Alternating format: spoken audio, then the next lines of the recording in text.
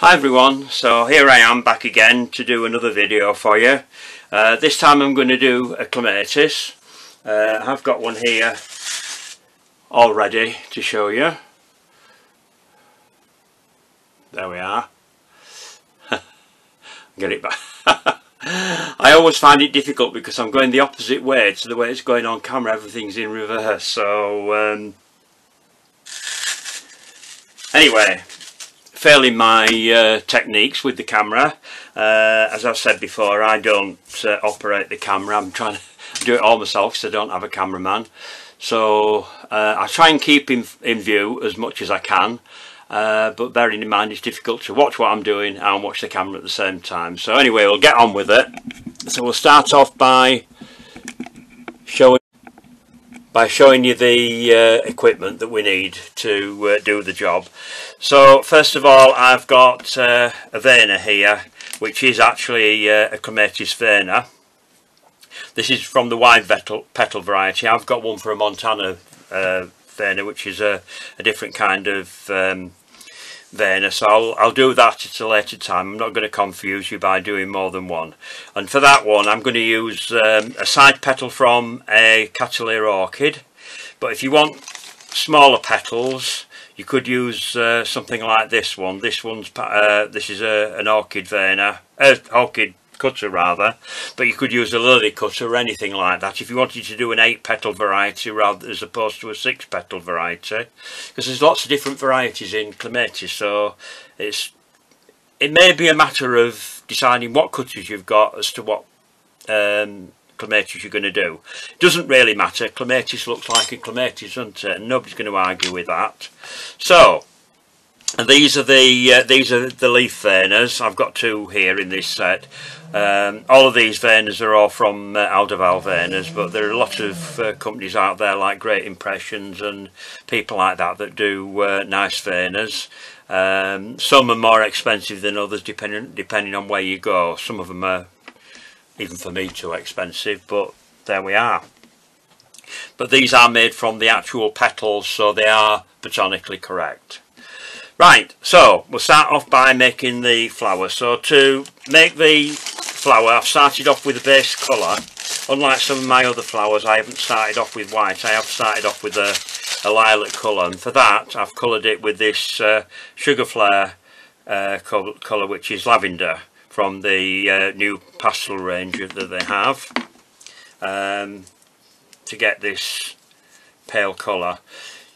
No point investing in loads of colours when you're starting out. Just invest in basic colours that you're going to use, and invest in loads of colours in your powder colours, because they're a lot cheaper, especially if you're dealing with somebody like Edible Art that I deal with.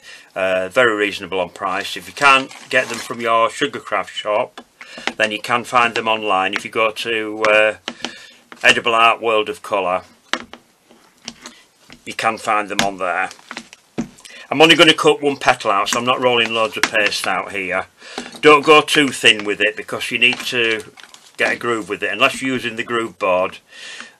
Just do 1 petal at a time if you can, unless you're good at rolling out paste, then don't try and do too much. When I'm in full flow, I can do a lot of I forgot to put some white fat on my board there. I should have put that on first.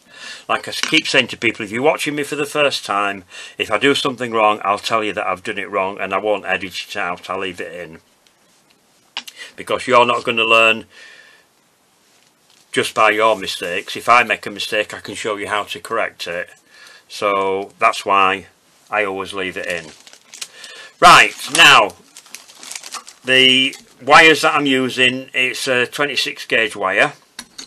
I'm just going to cut this in half here. I've just got a bit of wire.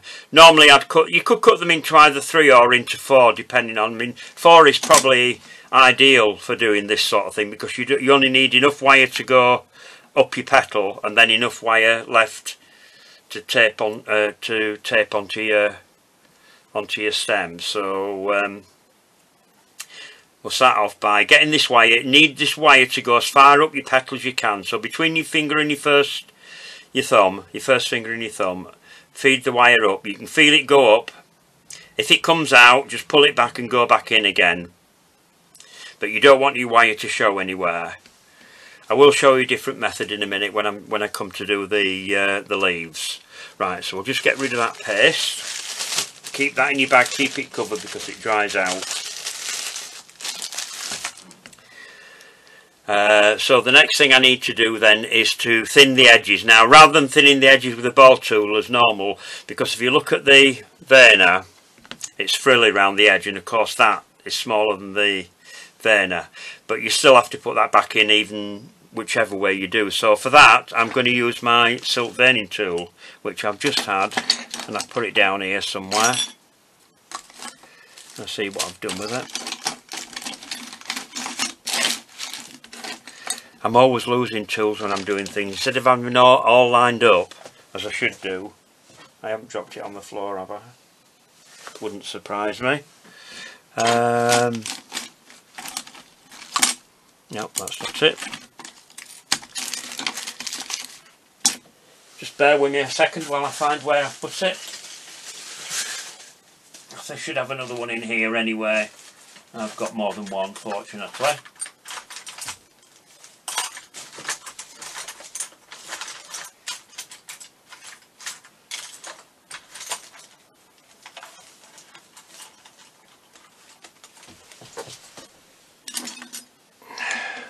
I'm just going to put you on hold. To my veiner. So find out which is your back, which is this one here, which is the ones with the grooves in. So place that down into your veiner. Petal on your top of your veiner on. Give it a good press. And there you've got your petal already veined. So the next thing you need to do is you need to put that frilling into the edge, and this is why I haven't thinned it with a ball tool. So start with it right on the edge of the finger and roll it, gradually putting in the frills as you go around. While I'm doing this, don't forget to subscribe to my channel, that helps me to keep going, and also you'll be notified when I upload new videos.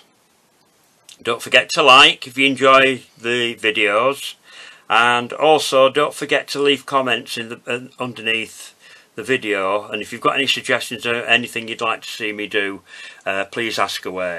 Right, so once I've done that, so the next thing that I need to do now is I need to put it onto my foam pad like that, so you get a bit of shape in it, and then set that aside to dry.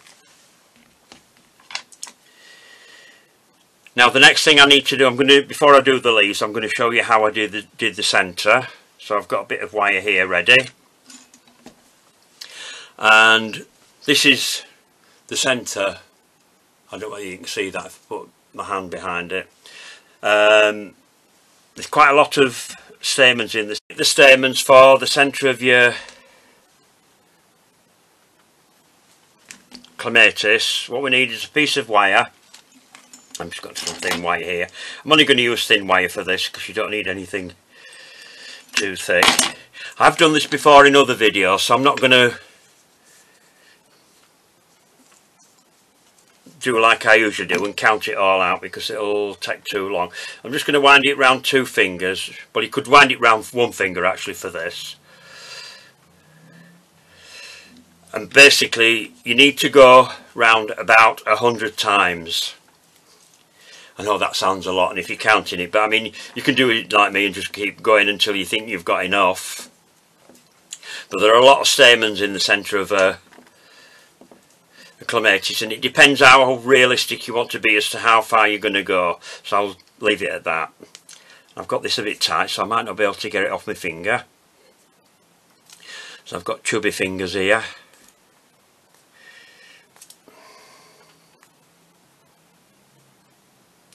I think I've got that stuck. Don't get it as tight as this when you're doing yours, otherwise you might have the same problem as me. Right, I think I'm going to do it the old-fashioned way, and we'll forget that. So basically what you need to do is wind enough tape round your finger, then take the wire round your cotton, wind that on, and then in the loop, cut through your loop. If you go back to I'm just trying to think which videos I've done it in.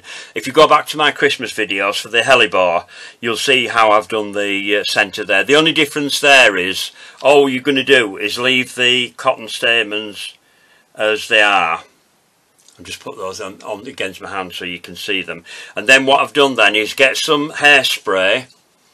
I've used Maximum Hold from Silvercrin, so any hairspray that's got a really strong hold is what you need, and then spray it into your cotton, let it dry, and then you can open it out as you want and comb through it to get your stamens as so.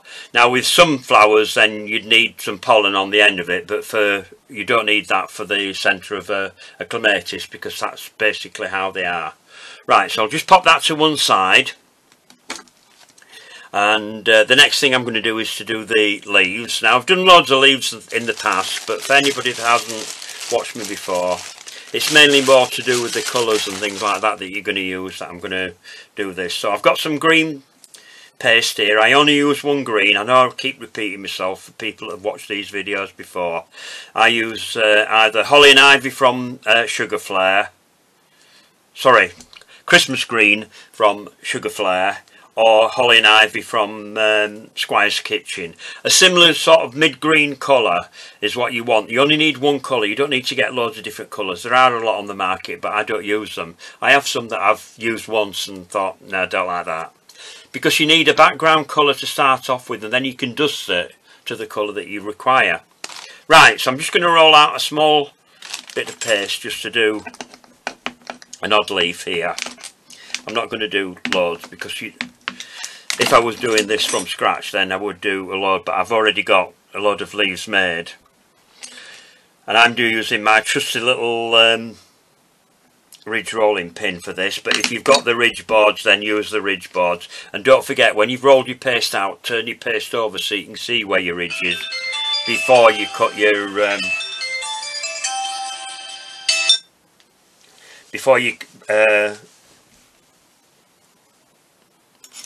sorry about that. People will phone me when I'm in the middle of doing something. Right, so you cut out your leaf. This is the leaf cutter that I'm using. I think I might have said before, because I had to break off. Somebody came to the door, so I had to break off. And then I'm using a 28 gauge wire to go up your leaf. And then onto your pad.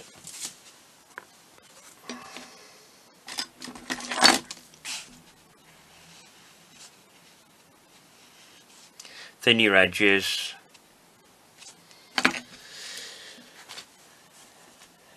And then into your veiner. Make sure that you find out which is your back of your veiner, which is the one with the groove in it, because everything's in reverse here, and then get your ridge part of your leaf goes into the groove like that.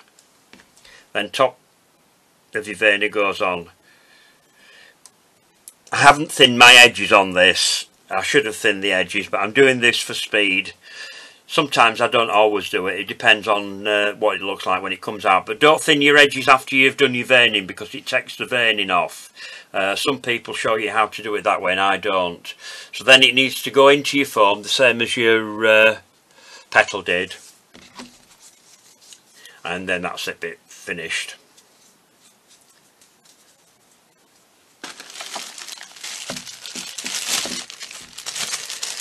Right, so you've got your stamens ready, you've got your petals ready, you've got your leaves ready. So the next thing is the colouring.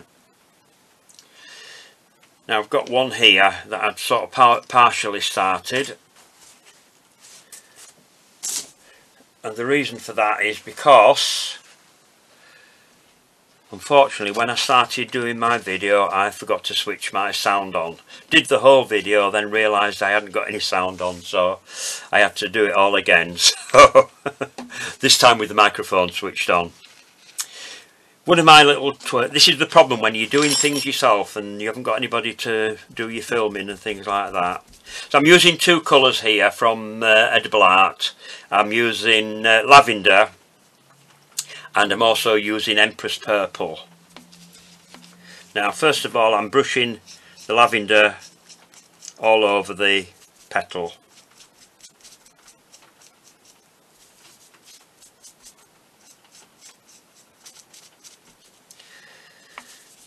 Now this one is a little bit soft because this is from the video that I did before, but in between I've had visitors, so I had to stop filming when somebody comes to the door.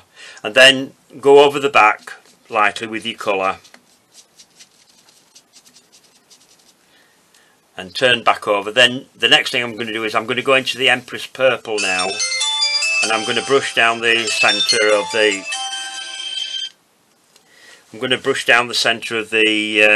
petal, and then brush out from the centre.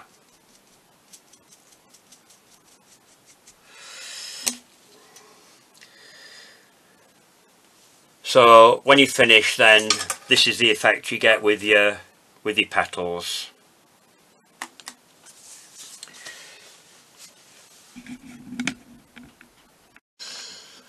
Right, now onto the leaves. So here we have some leaves, and again I'm only going to use one colour on this. I'm not going to go to doing a lot of shading on this, because unlike things like rose leaves and that, and various other leaves, you don't have a lot of different variation in colour. So I'm just going basically for a basic colour, but the colour that I'm using for this is Ruscus from Edible Art. I know I keep mentioning their name, but if anybody wants to get the colours that I use, then that's the firm to go to. They have a website called Edible Art World of Colour, and all I'm doing is just dusting all over the leaf with that, then turn it over and just give it a waft over the back. So then the next thing that you need to do then with that then is to varnish it, because obviously leaves are shiny. You can do it the old fashioned way by steaming it and letting it dry, steaming it until you get the gloss that you want, but it does take quite a long time to do. So I mean, rather than spending a lot of time doing things, because obviously time is money when you're doing, if you're doing the cake for somebody and you're charging for it. So oh, them's my brush. I was just looking for my brush. Sorry about that. I'm trying to talk and find things at the same time. So what I'm going to do then is I'm just going to do one layer of varnish on these leaves.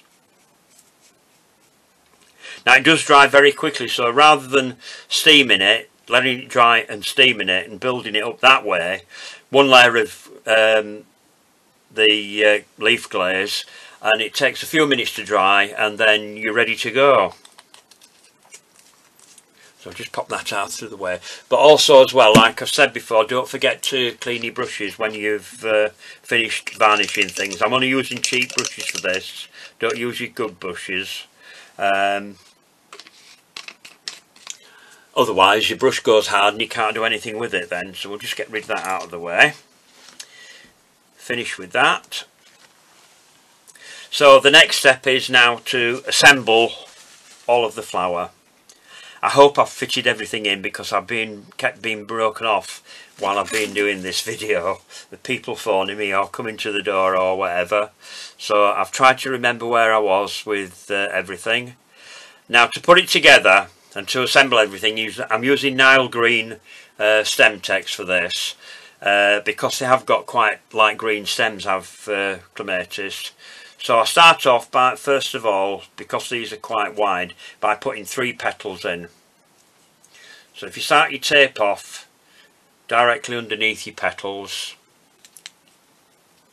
don't forget to bend your wires down.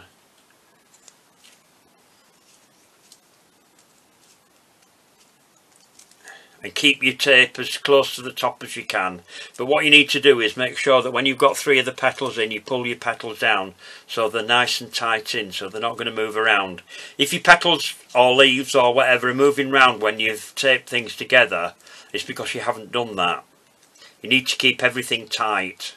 So what I'm going to do now, pull those wires down. I'm just going to lift my camera up a little bit here so you can see what I'm doing. because I do have a tendency to go out of shots sometimes. And then what I'm going to do is I'm going to tape down these 3 petals first of all. And the reason I'm doing that is because I have mentioned it before in other videos, where you'll find when you're adding other things to it that the wires tend to grip better if you tape down in between. So those are nice and firm in now. They will stay put the way that they are. So then you can add in your other 3 petals. So you go in underneath and between that layer with the next layer of petals. Go around once, then put your next one in. And then again.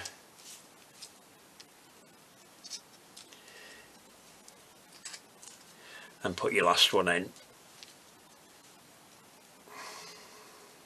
Hang on, that's a soft one. I don't want a soft one. There it is. I'm putting the wrong petal in then.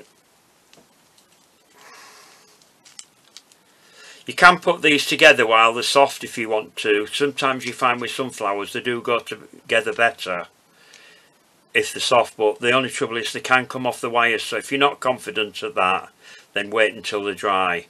But the advantage of putting them together while they're soft is that they do fit better. And tape right the way down to the bottom now. Keep pulling your tape out to make sure that it's flat, because it does tend to curl up when you stretch. It's a bit like crepe paper. There we are. So those are all the petals in there in the flower. So the next thing to do now is to tape some leaves together. Let's get some leaves off of here.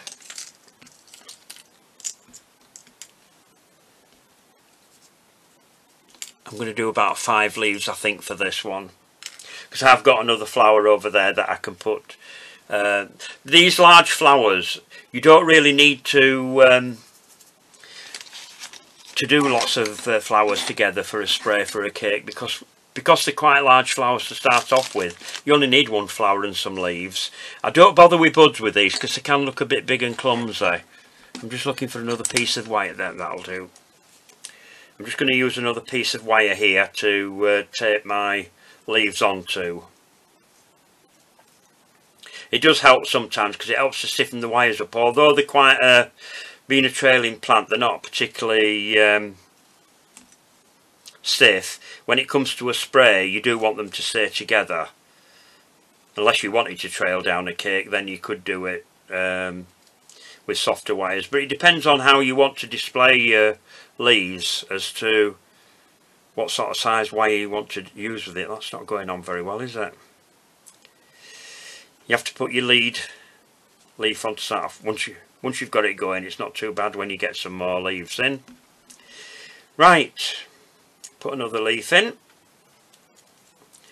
If you put them in a direct line all the way down, and what I'm going to do is with each of these leaves as I've done them, pull your wires down. Make sure that they're nice and tight in again so that they stay put when you assemble your spray, rather than leaves spinning round and flying all over the place. Keep them pulled well down.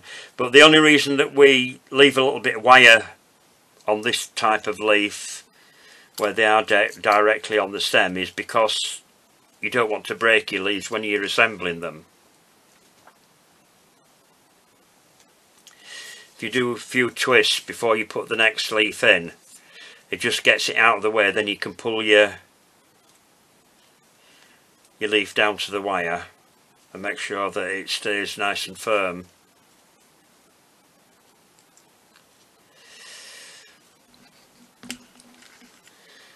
They do need to be fairly close together. I don't know why, but I got 6 out there. I didn't count that very well, did I? 1, 2, 3, 4. Yeah, I just want another one in.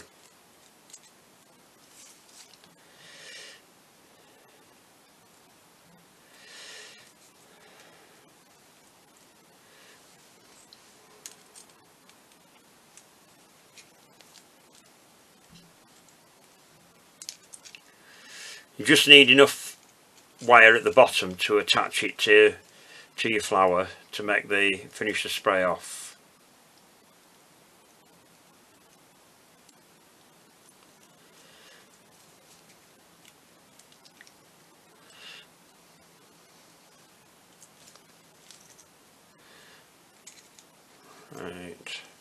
We've got those twisted round the wrong way, so we'll just bring those round to this side here. There we are.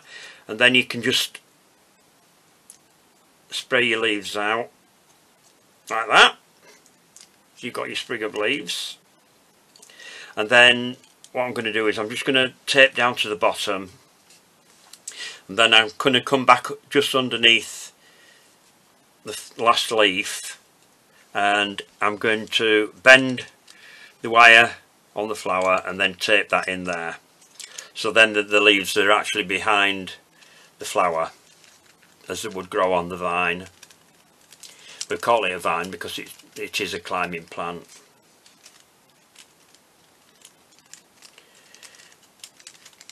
As I say, if you want to replicate any kind of flower or anything like that, if you can get hold of the real thing to start off with and study it, and then you can see how it goes. I always bend wires round a bit, so I never have them going straight.